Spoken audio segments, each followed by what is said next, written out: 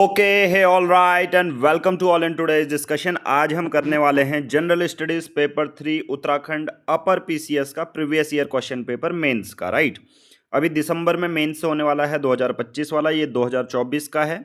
और आप देखेंगे GS1 GS2 हम ऑलरेडी अपलोड कर चुके हैं। इसमें हम क्या करते हैं, पूरे क्वेश्चन कितने क्वेश्चन आते हैं सबसे पहले वो देखते हैं, साथ ही साथ कितने मार्क्स के होते हैं, कितने शब्दों में लिखना होता है, वो हम इसमें पूरा डिस्कशन करते हैं। और कुछ कुछ क्वेश्चन जो हैं कैसे आप अटेम्प्ट कर सकते हैं वो भी पूरा डिटेल में डिस्कशन करते हैं। चलिए सबसे पहले जान लेते हैं upper PCS general studies paper 3 जो अभी का लेटेस्ट अपडेट है। राइट, इससे पहले अगर 2024 से पहले जो मेंस हुआ करते थे उसमें पूरा सिलेबस अलग था।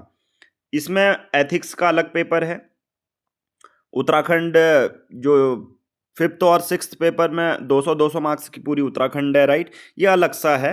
तो GS3 का और अगला वाला जो आप दिसंबर में होने वाला है 2025 के, उसमें भी आपको सिमिलर पैटर्न मिलेगा, तभी हम इसको एनालाइज कर रहे हैं ना। और GS3 में कौन कौन से टॉपिक हैं, सबसे पहले टेक्नोलॉजी, और टेक्नोलॉजी में क्या है, artificial intelligence, quantum computers. Right, ये सब चीज़ें आ जाएगा। Economic development, biodiversity, environment, security and disaster management. GS3 आप देख सकते हो बहुत टुकड़ों वाइज आप इसको प्रिपेयर करोगे, यानी कि डिजास्टर मैनेजमेंट के लिए अलग करना है। देन सिक्योरिटी, यानी कि यहाँ पर इंटरनल सिक्योरिटी की बात करते हैं कि जैसे नक्सली मूवमेंट आता है तो उसको गढ़चिरौली में है या किस जगह पर है, नक्सलाइट्स का उद्देश्य क्या होता है, उसको कैसे ख़त्म कर सकते हैं, सरकार का क्या वो है, वो हम देखेंगे। बट सबसे पहले ये पूरा जो जनरल स्टडीज़ पेपर 3 होता है अपर पीसीएस उत्तराखंड का, वो 3 घंटे का होता है और मैक्सिमम 200 मार्क्स का यहाँ पर आपको देखने को मिलता है। वी है पार्ट 1, राइट, पार्ट 1 है, फिर पार्ट 2 है, देन पार्ट 3 होता है। ऐसा ही हमने सभी जगह देखा और total number of question 25 question आपको देखने को मिलते हैं GS पेपर 3 में। राइट, और सभी का सिमिलर पैटर्न है, मतलब इनिशियल जो पार्ट 1 होता है उसमें 5 क्वेश्चन आते हैं, चाहे GS1 GS2 GS3 हो, 1 2 3 4 और 5। ठीक है, तो पहले उसमें 5 क्वेश्चन आते हैं पहले पार्ट में। कितने वर्ड्स में लिखने पड़ते हैं, 50 शब्दों में लिखने पड़ते हैं। और तो शुरू के जो 5 क्वेश्चन है तो वो 20 मार्क्स के हो जाएंगे फिर। ठीक है, शुरू के जो 5 क्वेश्चन है वो 20 मार्क्स के। पार्ट 2 में आप देखोगे 10 क्वेश्चन है, पार्ट 3 में भी आप देखोगे 10 क्वेश्चन है, और सभी क्वेश्चन को कंपलसरी हैं। तो 5 + 10 + 10 यानी कि टोटल 25 क्वेश्चन है। और ऐसा नहीं है कि कोई आपके पास दूसरा ऑप्शन होता है कि आप पहले इसको करो देन उसको करोगे। राइट, आपको सभी कंपलसरी अटेम्प्ट करना है। आप चाहें तो पहले पार्ट 3 भी कर सकते हो, चाहें तो पार्ट 1 भी कर सकते हो। राइट, पार्ट 2 भी कर सकते हो, आपकी मर्जी होती है। तो मार्क्स डिस्ट्रीब्यूशन क्या होता है, क्वेश्चन तो ये है, क्वेश्चन डिस्ट्रीब्यूशन 5 + 10 + 10। मार्क्स डिस्ट्रीब्यूशन में पहले 20 मार्क्स के, बाकी ये 8 मार्क्स के होते हैं तो ये 80 हो जाएगा, और ये 100 मार्क्स के, टोटल 200 मार्क्स का आपको देखने को मिल जाएगा। ये आपका होता है सबसे पहले 50 शब्दों में। इनिशियल से बात करते हैं। अब 50 शब्द जो आपको आंसर राइटिंग की कॉपी मिलेगी उत्तराखंड अपर पीसीएस में, उसमें क्या होता है देखो। नाउ सबसे पहले अगर आप क्वेश्चन देखेंगे, explain the significance of cyber security in digital age. Cyber security का क्या महत्व है, आपको देखो इनिशियल में इसमें इंट्रोडक्शन या बॉडी या कंक्लूजन नहीं डालना, ये आप पार्ट 2 से डालेंगे। इसमें आपको 5 लाइन, 3 से लेके 5 लाइन में, छोटी कोई छोटा लिखता कोई बड़ा लिखता तो 5 लाइन मैक्सिमम। ठीक है, तो इसमें डायरेक्ट आप शुरुआत करोगे कि डिजिटल एज में साइबर सिक्योरिटी की कितनी महत्वता है, ये इंपॉर्टेंट हो जाता है। साइबर सिक्योरिटी आपकी राइट टू प्रिवेसी को वायलेट होने से बचा देते हैं। राइट, जो बहुत बड़े इकोनॉमिक फाइनेंशियल फ्रॉड होते हैं उससे बचा देते हैं। राइट, तो ये सब चीज़ें आप लिख सकते हो। इसमें डायरेक्ट टू द पॉइंट जो पूछा गया है वही आंसर करना है। इंक्लूसिव ग्रोथ के की इंडिकेटर्स क्या हैं? इंक्लूसिव ग्रोथ सबसे पहले समावेशी प्रगति। सिंपल सी बात है, आप गांधी जी के कोड भी डाल सकते हो कि गांधी जी ने यह कहा था, मैं इस पूरे देश को तभी पूरा विकासशील मानूंगा जब हर एक गांव का वो पर्सन जो अछूता रह गया है विकास से, उसको भी विकास मिले। तो इंक्लूसिव डेवलपमेंट या इंक्लूसिव ग्रोथ यही होती है कि हर सेक्शन, समाज के हर तबके को समान विकास की गति या समान विकास के प्रवाह से जब वो जुड़ जाएगा तब इंक्लूसिव ग्रोथ कहलाएगा, राइट। कुछ एग्जाम्पल भी आप दे सकते हो अभी के। What are the important sources of particulate matter. देखो इंपॉर्टेंट सोर्सेज क्या है पीएम के। पार्टिकुलेट मैटर होता क्या है, पॉल्यूशन से रिलेटेड है, सिंपल सी बात है। इतने छोटे होते हैं कि आंख से भी नहीं दिखेंगे। तो इंपॉर्टेंट सोर्सेज क्या है, सोर्सेज मतलब सिंपल सी बात है, गाड़ी से निकलने वाला धुआं, फैक्ट्री से निकलने वाला धुआं, डायरेक्टली आप इसको कर सकते हो। नेक्स्ट है the revolutionary perspective held by Maoist and their sympathiser portray the Naxalite movement. जैसा मैंने बोला था, ये देखो सिक्योरिटी, सिक्योरिटी यहां मतलब पूरा नहीं दिया है, पर सिक्योरिटी का मतलब है इंटरनल सिक्योरिटी, राइट। जो माओइस्ट ग्रुप होता है, नक्सली ग्रुप होता है, राइट, उसको कैसे आप आंसर कर सकते हो। तो यहां पर पूरा यही है, discuss the concept of structural violence given by Johan Galtung. अब बट यहां पर एक ऐसे कुछ ऐसे भी क्वेश्चन आते हैं जहां पर डायरेक्टली किसी फिलोसोफर हो गया या किसी एक पर्सनालिटी का नाम देंगे, उन्होंने क्या कहा था। बट ऐसे क्वेश्चन आप बहुत बार अटक जाएंगे कि डायरेक्ट क्या लिखें। बट मैंने जैसे बोला था, you do not have to skip any of the questions which is mentioned in the answer sheet, right. तो आप इनडायरेक्टली लिख सकते हैं। अगर आपने इंटरनल सिक्योरिटी का नक्सलाइज मूवमेंट का पढ़ा होगा तो जोहान गलतुंग के बारे में बहुत ज़्यादा मेंशन होता है। तो इंटरनल सिक्योरिटी के आप ऊपर से भी पढ़ोगे तो आपको ये समझ में आएगा। हालांकि अब इंटरनल सिक्योरिटी कैसे होती है वो मैं आपको अलग से वीडियो पे एक्सप्लेन कर दूंगा। सबसे पहला हमारा मेन एम है कि हर एक जो previous year question paper new trend के साथ हैं उनको पूरा एक्सप्लेन करो। नेक्स्ट है, देखो क्वेश्चन नंबर 5, डायरेक्टली लिखना है, analyse briefly the major cause and consequences of Bhopal gas tragedy. Bhopal gas tragedy कब हुई थी, आप उस डेट को लिखो, फिर नीचे लाइन में कॉजेज लिखोगे और उसके कॉन्सिक्वेंसेज लिखोगे, ठीक है। कॉन्सिक्वेंसेज रेडियो एक्टिव ये सब चीजें हुआ, इतने लोगों की डेथ हो गई, कॉज में लीक हो गया, right, administration, lack of administration, inspection, अगर आप ये लिखो तो और अच्छा है, ठीक है। तो इनिशियल के 5 क्वेश्चन 5-5 लाइन में आपको डायरेक्ट आंसर लिखना है। पार्ट 2 से जब भी ये क्वेश्चन आते हैं तो introduction part, then we have body part, then we have conclusion part.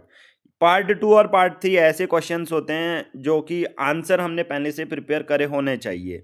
चाहे आप इंट्रोडक्शन किसी, चलिए अभी हम इसको बाद में बात करेंगे कि एक मेंस की स्ट्रेटेजी क्या रहेगी उत्तराखंड अपर पीसीएस की। बट हम बात करते हैं यहाँ पर टोटल 10 क्वेश्चन हैं, 8 मार्क्स का होगा और शब्द सीमा आपकी कितनी होगी, 100 शब्द में आपको लिखना होगा, यानी कि एक पूरा कंप्लीट पेज और ये 2-3 पेज, ठीक है। ये मैं ऑलरेडी प्रीवियस जो GS1 GS2 में एक्सप्लेन किया था वो कर चुके हैं। मेन अभी क्वेश्चन कौन कौन से हैं उसको कैसे अटेम्प्ट कर सकते हो वो देखते हैं। छठवां क्वेश्चन क्या था, analyse the challenges of integrating artificial intelligence into existing business process. बहुत सिंपल है, यहां पर यह बोला जा रहा है कि अभी जितने भी इकोनॉमी लेवल पे जो कंट्रीब्यूट करते हैं ऐसे बिजनेसेस, चाहे माइक्रो, स्मॉल, मीडियम एंटरप्राइजेस, कुछ भी बोलो, कोई भी ऐसे बिजनेस हैं, चाहे उनमें एआई का क्या रोल है, तो अलग अलग पर्सपेक्टिव में ये आंसर करना था, ठीक है। ये टेक्नोलॉजी के बेसिस पे आंसर है। नेक्स्ट है, what are the reason behind the study of south pole of the moon by Indian Space Research Organisation. कितनी बड़ी बात है कि यहां पर ये डायरेक्टली 100 शब्दों में पूछा जा रहा है। अब इंट्रोडक्शन डायरेक्टली नहीं बोल दोगे कि ये रीजन है, साउथ पोल में हम इसलिए गए थे, राइट। तो आप इंट्रोडक्शन आप इसरो से यहां से करें कि इसरो का कौन सा मिशन साउथ पोल में गया था, चंद्रयान, और उसके बाद लैंडर रोवर के नाम लिखो, इंट्रोडक्शन बना दो। बॉडी पार्ट में डायरेक्टली रीजन से स्टार्ट करो कि क्या क्या कारण रहे थे, हम पानी की खोज करने गए थे और इवन पानी मिला भी। हम इसरो 9 प्लेसेस में आप देखोगे फर्स्ट नंबर 1 में है, यानी कि जो कोई देश नहीं कर पाए वो इसरो ने किया था। बट यहाँ पर साउथ पोल से रिलेटेड है कि चंद्रमा का जो साउथ पोल है वहीं पर स्टडी हमने क्यों करी। हमने सबसे पहले आप ये रीजन लिख सकते हो कि अभी तक किसी ने एक्सप्लोर नहीं किया था, तो इंडियन स्पेस इसरो तो जाएगा ही जाएगा। हमने पानी ढूंढ दिया, वहाँ पानी के कुछ जो चीज़ें हैं वो रिमेन्स देखने को मिले। तो ये पूरा आंसर इसमें कर सकते हो। एट द एंड कंक्लूजन में कैसे आंसर करना है इसरो की 2 लाइन आप ये लिख सकते हो कि बिसाइड हैविंग दीज चैलेंजेस, आप इस तरह से आंसर लिख सकते हो कि इतने चैलेंजेज होने के बाद भी बहुत सारे ऐसी अचीवमेंट हैं जो इसरो ने की है। जो भी आपको फैक्ट याद है एक पॉजिटिव वे में कंक्लूजन लिख सकते हो। नाउ नेक्स्ट है describe the defects of agriculture marketing in India. Agriculture marketing क्या क्या अभी इसमें विपणन है, दोषों को वर्णन करें। दोष क्या क्या आ सकते हैं? सप्लाई चेन अच्छी नहीं है, बहुत सारी चीजें। बेसिकली कहने का मतलब क्या है, इंट्रोडक्शन आप एपीएमसी मार्केट के बारे में लिखो, इंट्रोड्यूस करो कि बहुत सारे लोग मंडी से कनेक्ट हो जाते हैं, ये हो जाते हैं। फिर उसके बाद रीजन्स देखो, सप्लाई चेन अच्छी नहीं है, लॉजिस्टिक खराब हो जाते हैं, बफर स्टॉक रखने के लिए नहीं है, स्टॉक्स के लिए वो है। तो बहुत सारे आंसर इसमें कर सकते हो। एट द एंड कंक्लूजन में, ऐसे क्वेश्चन में कंक्लूजन कैसे लिखोगे कि बेहतरीन, बहुत सारे चैलेंजेस होने के बावजूद भी बहुत सारे ऐसे स्टेप्स हैं जो हम ले सकते हैं जो कि फ्यूचर में किसानों को मदद करेंगे। यानी कि जब भी कंक्लूजन वाली बात आई तो आपको पॉजिटिव वे में आंसर खत्म करना है। What is minimum support price? Directly factual question है कि मिनिमम सपोर्ट प्राइस क्या होता है और मिनिमम सपोर्ट प्राइस कौन डिटरमाइन करता है। आप सबको पता है एग्रीकल्चर एपीएमसी मार्केट्स होती हैं, तो डायरेक्टली टू द पॉइंट वाला क्वेश्चन था, एग्रीकल्चर में आप करे होंगे। What are the objective of land reforms in India? Bharat में जो भूमि सुधार है उसके क्या क्या उद्देश्य हुआ करते थे? सबसे पहले तो भूमि सुधार का यही था कि जो भूमिहीन है उनको भूमि मिल जाए, राइट। और उसी बेसिस पर आप हिस्ट्री से शुरू करो, बॉडी पार्ट में लिखो और कंक्लूजन लिखो। नेक्स्ट है what is public private partnership model? PPP model क्या है और इसको एक्सप्लेन करो। पब्लिक प्राइवेट पार्टनरशिप मॉडल बहुत सिंपल है कि एक कोई प्रोजेक्ट है जिसमें सरकार भी कुछ हिस्सा कर रही है और प्राइवेट हिस्सा करके वो प्रोजेक्ट बनाती है। और इस पीपीपी मॉडल के बहुत सारे वेरिएंट होते हैं। यानी कि एक बार क्या होता है कि प्राइवेट, कोई मान के चलो एग्जांपल टोल प्लाजा है, वो किसी प्राइवेट प्लेयर ने बना दिया, किसी प्राइवेट कंपनी ने बना दिया, 5 साल तक उसने 2 साल में बना दिया, 5 साल तक उसने ऑपरेट करा, जितना पैसा है उसने रखा, बट 6वें साल जैसे आएगा उसको सरकार को हैंड ओवर करना पड़ेगा। यानी कि मतलब ये वेरिएंट हैं, समझ में आ रहा है। कहीं पर क्या होता है, सरकार भी कुछ आधे पैसे देती है, प्राइवेट कंपनी आधे पैसे, दोनों ऑपरेट करती हैं। कुछ साल बाद ओनरशिप आप देखोगे ऐसे प्रोजेक्ट की जनरली सरकार की होगी, बट ये अलग अलग वेरिएंट होते हैं, राइट। इसको आपने करना है। आईयूसीएन रेड लिस्ट कैटेगरीज और क्राइटेरिया। आईयूसीएन की रेड लिस्ट क्या है? सिंपल सी बात है, जो हमारी फ्लोरा एंड फाउना इंडेंजर्ड होती है, विलुप्त तो होते जा रही है, उसकी क्राइटेरिया क्या है? कितनी पॉपुलेशन से कम वाले को इंडेंजर्ड कहेंगे, किसको एक्सटिंक्ट मान लेंगे, ठीक है। 50 से कम प्रजातियां हैं उस स्पीसीज की, तो उसको क्या मानेंगे, राइट। तो ये क्वेश्चन फैक्चुअल हैं। बहुत सारे ऐसे क्वेश्चन हैं GS3, बहुत ही डायरेक्टली आप हर एक टॉपिक को भी इनिशियल में ब्रॉड टॉपिक को पढ़ो और डायरेक्टली आप आंसर कर ले जाओगे। What is carbon footprint? Is it being useful? Carbon footprint क्या होते हैं? डायरेक्टली अगर आप इन्वायरमेंट के क्वेश्चन देखोगे तो डायरेक्टली ये टू द पॉइंट वाले क्वेश्चन है, घुमा फिरा के नहीं पूछे गए हैं। नेक्स्ट है दो the paramilitary forces in India. देखो बहुत सारे ऐसे क्वेश्चन हैं जिस पे आपको समय नहीं मिलेगा, but you have to be prepare well. Though the paramilitary forces India play vital role in maintaining the internal security. जो सिक्योरिटी वाला था वो इंटरनल सिक्योरिटी है, ठीक है। environment safe, securing borders and handling the emergencies, yet they are facing number of challenges. Identify the major problem faced by paramilitary forces in India. कौन कौन सी ऐसे challenges है जो paramilitary forces को फेस करने पड़ते हैं? आप ज्योग्राफी वाइज इस आंसर को लिख सकते हैं। आप कहोगे नॉर्थ ईस्ट में बहुत सारे ऐसे ट्राइबल ग्रुप हैं। अभी आप मणिपुर का एग्जांपल देना, कुकी और मैती में हुआ तो हमारे जो पैरामिलिट्री फोर्सेस है बहुत ज़्यादा चैलेंजेस आए। फिर नक्सली माओइस्ट का मूवमेंट दे दो कि वो रोड उखाड़ देते हैं, स्कूलों को डिस्ट्रॉय करते हैं, तो उस पर क्या चैलेंजेस आ रहे हैं, राइट। एग्जाम्पल के बेसिस पर आप ऐसे क्वेश्चन को आंसर करोगे तो आपको बहुत अच्छे मार्क्स मिलने का पॉसिबिलिटी हो जाती है। Now let's move to the next question. It is question number 15। The army which has the internal security at the secondary role if employed in it for a protracted and excessive period can lead to law of diminishing return, which will have serious effects in carrying out its primary role. In this context, discuss the implication of deployment of armed forces in the internal security management of India.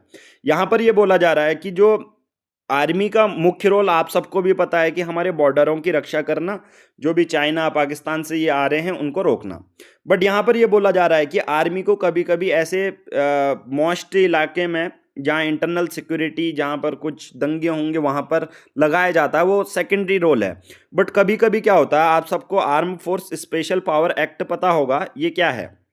Arunachal, बहुत सारे north east राज्यों में लगता है, जिसमें army ही control कर लेती है। बट वहाँ पर बहुत सारे फिर जो बेसिक राइट्स होते हैं सिविलियंस के, वो वायलेट हो जाते हैं। ये एक इसका क्रिटिकल एंगल आपको देखने को मिलता है। तो क्वेश्चन यहाँ पर यही पूछ रहा है कि क्या क्या दिक्कतें आ सकती है, इम्प्लीकेशन, अगर लंबे टाइम तक किसी एक जगह आर्मी को हमने वो करा। तो नाउ वी हैव पार्ट 3 और 10 क्वेश्चन यहाँ पर हैं और 150 शब्दों में, यानी कि एक पूरा पेज और अगले पेज का पूरा आधा तक, ठीक है, 150 शब्दों में ये हो जाएगा और 10 मार्क्स का होता है। नाउ इसमें क्या है, इसमें भी सेम पैटर्न फॉलो करना है। सबसे पहले इंट्रोडक्शन करेंगे, then we have body part, then we have conclusion part. Introduction आप डेफिनेशन से शुरू करो, कोई करंट में न्यूज़ है उससे शुरू करो, बॉडी पार्ट में जो पूछा गया है उसको करो, और कंक्लूजन में बहुत अच्छा पॉजिटिव आंसर आपको लिखना है कि पॉजिटिव अप्रोच रखनी है। Now discuss the role of drones in Indian agriculture arena. सोचो 150 शब्दों में अगर इंडियन एग्रीकल्चर एरिना में ड्रोन्स का रोल क्या है, आप डायरेक्टली लिख दोगे क्या ड्रोन्स का रोल क्या है? आप बॉडी पार्ट से इनिशियल की जो 2 लाइन है, आप इंडियन एग्रीकल्चर आप कहोगे मेनली ट्रेडिशनल है, बट अभी अभी धीरे धीरे हम टेक्नोलॉजी का इंटीग्रेशन कर रहे हैं अपने कृषि विभाग में या कृषि क्षेत्र में, ठीक है। फिर उसके बाद रीजन रोल, ड्रोन्स के मल्टीपल रोल्स लिख दो कि ये पानी को चेक करेगा, किसानों को मदद करेगा, राइट। बहुत सारी चीज़ें ऐसा है कि डायरेक्टली जितने भी ड्रोन्स में एआई का इंटीग्रेशन करेंगे तो वर्चुअली सर्वे कर लेगा। बहुत सारे जितने भी आंसर आप सीक्वेंस वाइज में अच्छे अच्छे लिख सकते हैं। Now describe national quantum mission which is going to launch into quantum future. मैंने ऑलरेडी बोला कि बहुत सारे करंट अफेयर में क्वांटम मिशन चल रहा है, क्यूबिट्स का यूज होता है जिसमें फास्टर कैलकुलेशन होती है। तो क्वांटम मिशन क्या है, करंट अफेयर का क्वेश्चन भी मान सकते हो, और टेक्नोलॉजी तो मेंशन ही है, तो डायरेक्टली टू द पॉइंट वाला आंसर है। Infrastructure is the pre requisite for the development of an economy. किसी भी अगर आर्थिक विकास हमें चाहिए तो हमें इंफ्रास्ट्रक्चर सबसे पहले बनाना पड़ेगा। आप कितना इसको समझते हैं कि हाँ इंफ्रास्ट्रक्चर इतना जरूरी है? तो आपको बेसिकली इकोनॉमी के पार्ट में सेकेंडरी सेक्टर के साथ अपना इंट्रोडक्शन पार्ट स्टार्ट करोगे, देन इंफ्रास्ट्रक्चर का कितना ज़्यादा यूज़फुल है, या इंफ्रास्ट्रक्चर अगर आर्थिक विकास चाहिए तो इंफ्रास्ट्रक्चर ही पहले डेवलप करना पड़ेगा, ये जस्टिफाई करना है आपको। हालांकि जरूरी नहीं है क्वेश्चन वाले ने जस्टिफाई करो, इसका मतलब यही है कि इंफ्रास्ट्रक्चर के रोल, बट आप उसमें सजेशन दे सकते हो कि इंफ्रास्ट्रक्चर का डेवलपमेंट होना चाहिए, इंफ्रास्ट्रक्चर कंस्ट्रक्शन होना चाहिए, but in the sustainable way, right. Sustainable way में सतत विकास के तौर पर होगा तो अच्छा रहेगा। नाउ नेक्स्ट है describe the impact of public distribution system on poverty. जो भारत में जन वितरण योजना है जिसके बेसिस पे चावल, गेहूं, ये सब चीज़ें मिलती है, तो गरीबी पे इसका क्या इम्पैक्ट पड़ता है?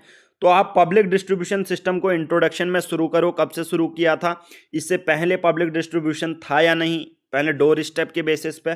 तो यानी कि पब्लिक डिस्ट्रीब्यूशन सिस्टम को सबसे पहले डिफाइन करो, देन उसके पास जाओ कि क्या इसका पॉजिटिव इम्पैक्ट होगा पॉवर्टी में, गरीबी किस तरह से रिमूव होगी। नेक्स्ट है व्हाट इज अनएम्प्लॉयमेंट, बेरोजगारी क्या होती है। एसेस करो आत्मनिर्भर भारत योजना किस तरह से एम्प्लॉयमेंट जनरेशन कर रही है, स्टार्टअप कल्चर, ये सब चीज़ें समझा सकते हो।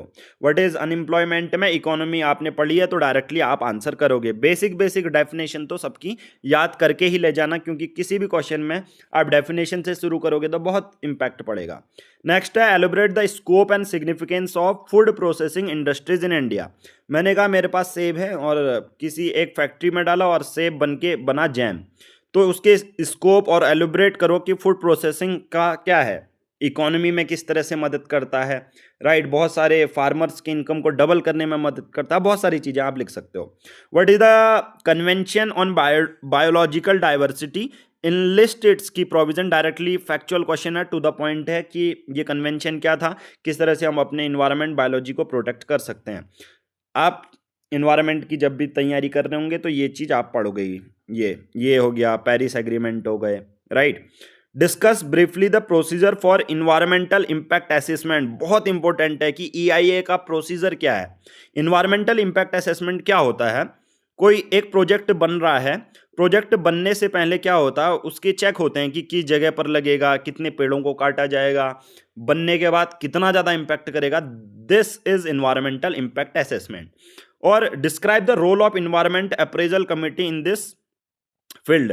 अब ये कमिटी क्या करती है, सबसे पहले वो जो उस जगह पर जो जहां पर भी ये प्रोजेक्ट बन रहा होगा उस जगह के आसपास के लोगों से सबसे पहले उनसे व्यू पॉइंट लिए जाते हैं कि आपका क्या मानना है, उनसे सजेशन लिए जाते हैं, देन उसके बाद लगाया जाता है। बहुत सारी चीज़ें इसमें। EIA का मतलब है किसी प्रोजेक्ट को बनने से पहले उसके इम्पैक्ट क्या होंगे वो डिस्कस करना।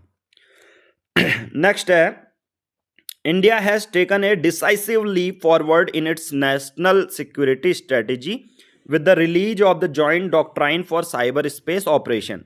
This doctrine marks a significant milestone in the country's approach to cyber security. Discuss the highlight of this Joint Doctrine for Cyber Operation. अब यहाँ पर अगर आप देखोगे साइबर स्पेस ऑपरेशन का आप इस तरह से लिख सकते हो कि रिसेंटली पाकिस्तानी इवन रशियन जो साइबर अटैक हमारे पे हुए, तो बहुत ज़्यादा सरकार ने भी मिलके इसको अपोज करने की कोशिश करी। भारत सरकार में सर्टिन जैसी इमरजेंसीज टेक्नोलॉजीज हैं, सर्टिन ऑर्गेनाइजेशन है जो ऐसे साइबर चीज़ों से डील करती है। और at the end last question, disaster management क्या है और प्रोवाइड एनी, तो जो याद रखना जो GS3 में मेंशन है वो डायरेक्टली लिखो। What is disaster management, disaster management क्या है, वेरियस फेजेस मैनेजमेंट साइकिल के क्या क्या हैं। ठीक है, तो आई होप ये आपको समझ में आया होगा। सभी क्वेश्चन मैं आपको समझा चुका हूँ। आज का ये सिर्फ यही था कि प्रीवियस ईयर पेपर क्या है। बाद में क्या करेंगे कि इनके सॉल्यूशन आप किस तरह से लिख सकते हो वो भी हम डिस्कस करेंगे। अगर आपको ये पूरी PDF चाहिए तो आप उत्तराखंड मेंस ग्रुप अगर सर्च करोगे टेलीग्राम में बिना स्पेस दिए तो आपको ये ग्रुप मिल जाएगा, जहां PDF और आगे की उत्तराखंड से जितने रिलेटेड चीज़ें हैं वो आपको मिल जाएंगी। आज की इस वीडियो में इतना ही। Thank you, have a nice day.